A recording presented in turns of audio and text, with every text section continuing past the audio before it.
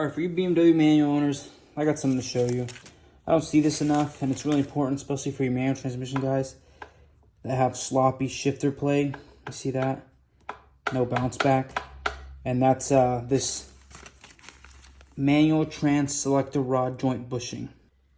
It's just a tiny little bushing, and this is applicable to like a 328 M52, 335i M54, an S65 with the 6-speed, and potentially the older ones and the newer ones. So this is selector shift rod bushing. I'll show you where it goes. This has no, how do I put it? It has no spring back, right? So if when you replace this, you get a nice, it centers itself. You push it that way, centers itself. That way, centers itself. So this is gonna make your shift feel sloppy. First things first, I'm gonna clean this bad boy.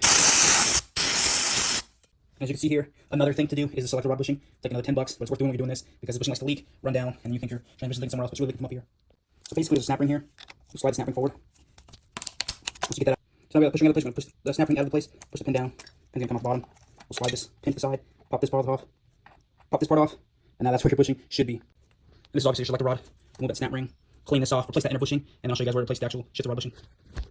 All right, now that I've got this bushing replaced, which it's very simple, obviously just bushing. I'm gonna go ahead and pull out what's left in here. As you can see here, this gummed up gunky is the old bushing that deteriorated. Now we got this nice and clean in there. Simple bushing, doesn't really have a direction. Just press it in there.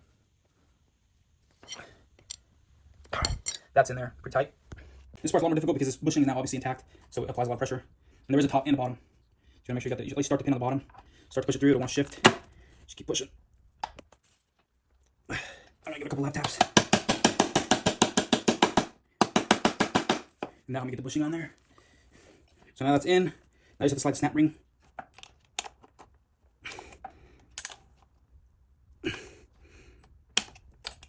got one side on. There we go. Now we'll rotate this piece down there.